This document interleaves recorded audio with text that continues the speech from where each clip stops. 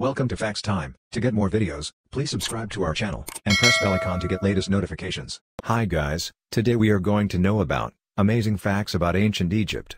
Let's start the video. Number 10. Who really built the pyramids? The pyramids are as grand and mesmerizing as they can be. Majestic establishments of up to 455 feet, built in order to offer shelter for the part of the dead king's soul that stayed behind. Let's just keep in mind the different technology available at the time. So it's just utterly amazing how these structures were built. Having structures as grand as pyramids proves just how advanced of a civilization existed on Earth back in those times. If you try and think about the construction process, you probably get instant flashes of that Cleopatra movie where slaves are laboring their lives away while a supervisor slashes his whip on their backs. As it turns out, that is an extremely common misconception, and the one responsible for conjuring the myth is the Greek historian Herodotus, all the way back in the 5th century BC. While it is true that there were slaves in ancient Egyptian society, they were mostly used for domestic labors or for field work, tasks fairly easier compared to the tiring construction of the pyramids. Actual construction workers who were rather skilled were used for the pyramids. It was considered a huge honor to work on the pyramids and workers took pride in their work. Most of them were paid workers who took 2 or 3-month shifts at the construction site and used to sleep and eat near the building area. In fact, they were entitled to so many rights that they actually could do labor strikes if they didn't get paid on time. One method of payment included beer, meaning that a day of work was worth almost 1.5 gallons of beer. Hey, I think I know a few people nowadays who'd still sign up for this agreement. Number 9. Egyptian mummification. Egyptian mummification was an elaborate process, thought to ensure safe passage into the afterlife. The process of mummification followed a very specific process.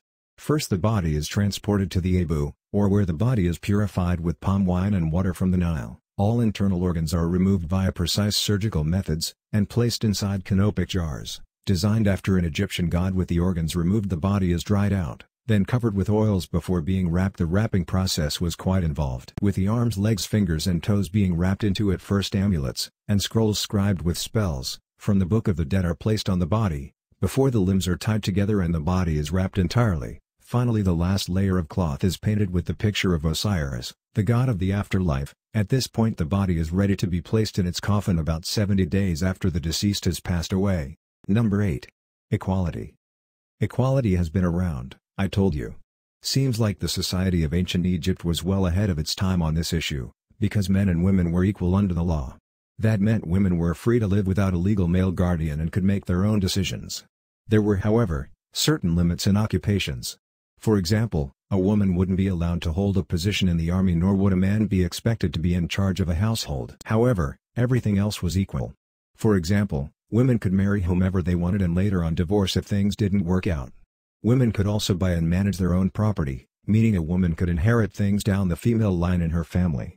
Another fun fact was that neither sex was favored when it came to childbearing, as both sexes were seen as equal. The ancient Egyptian gods and goddess are another proof of how far the equality went, as each sex was determined to be as important as the other. Number 7. 1,000 Egyptian gods. Like any culture across time, ancient Egypt had its own belief system, that included a belief in afterlife and worship of a grander being.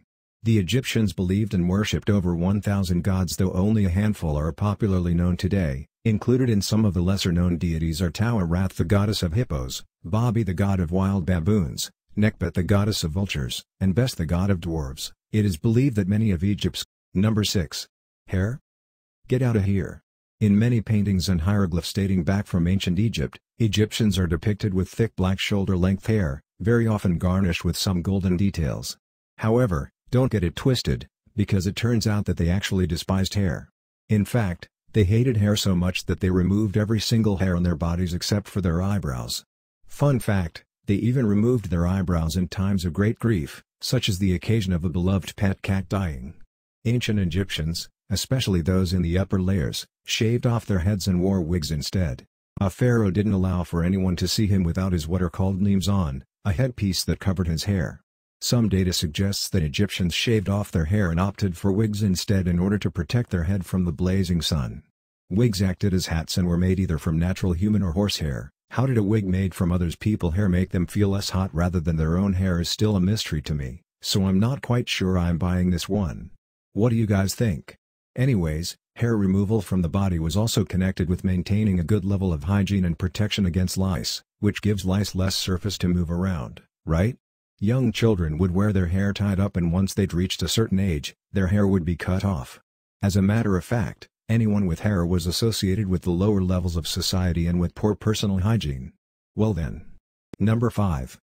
Egyptian belief on creation. For ancient Egyptian mythology, there was no Big Bang theory, and man didn't evolve from primates like science believes today. Instead, the creation of life all started with the sun god Atum-Ra, according to Egyptian belief. Atum-Ra was responsible for the creation of the universe, in one day and the 6 days that follow progress of.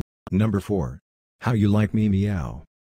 Cats were highly appreciated in ancient Egypt, and were literally almost on the rank of a god, and almost every family had a pet cat. Their love for cats was so strong, that if you happened to harm or kill a cat, even on accident, you'd be facing a harsh sentence and maybe even death. So naturally, when a cat died, the whole family would go into mourning, and as said before, this was a deeply tragic event that required some eyebrow shaving. It wasn't that uncommon to have your pet mummified as well. They'd be buried in special tombs alongside mice and milk for the, dat kitty cat afterlife. Before you think that cat mummification happened in rare instances, hear this: in Beni Hassan, an ancient Egyptian cemetery. Number 3. Paint around my gut, could ya? There's a common saying that history is oftentimes told by the winners, or in this particular case, by the rich and powerful. If I know one thing to be true, it's that. Well, that and taxes. And oh yeah, death. Anyways, remember how all of the hieroglyphs and paintings show tall, slender, and athletic men and women, running around doing the daily tasks in ancient Egypt? Well, turns out that not everything is as it has been told, or rather, painted.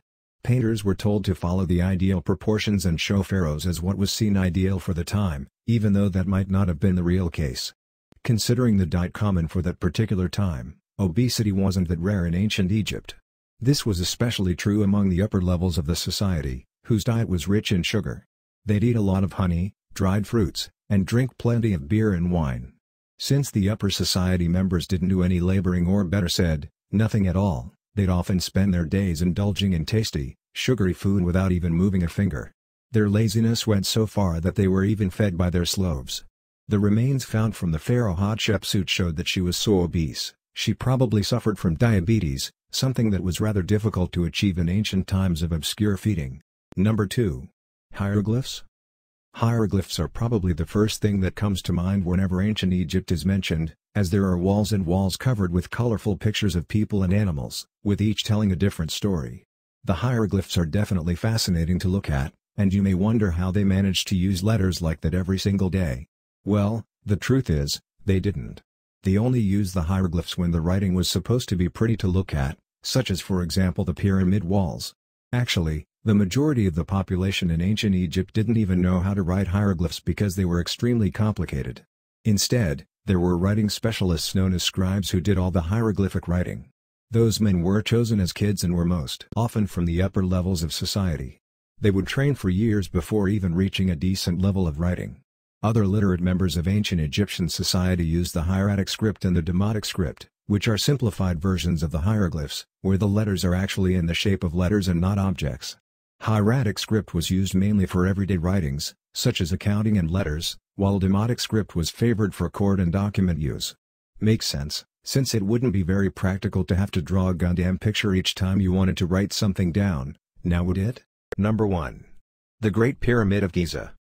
The Great Pyramid of Giza is as big as they get, though each pyramid of Egypt is amazing in its own right. The Great Pyramid of Giza stands to be the largest in the world, that is so long as you are not accounting for volume, as the Cholula Pyramid in Mexico beats Giza in that respect by 1 million cubic yards. Giza, however, was built 230 meters or 755 feet long, 146 meters or 479 feet high, as the final resting place for the king Khufu. The massive structure took over 20 years to complete, and it is estimated that it took 2.5 minutes to set each of the 2 million limestone blocks in place. The pyramid's interior is made up of 3 burial chambers, with only one at the center of the pyramid, being inhabited. King Khufu rests at the center of the pyramid, accessible by an 8-meter or 26-foot high grand gallery. Hope you liked this video. Thanks for watching, have a great day. To get more videos, please subscribe to our channel, and press bell icon to get latest notifications.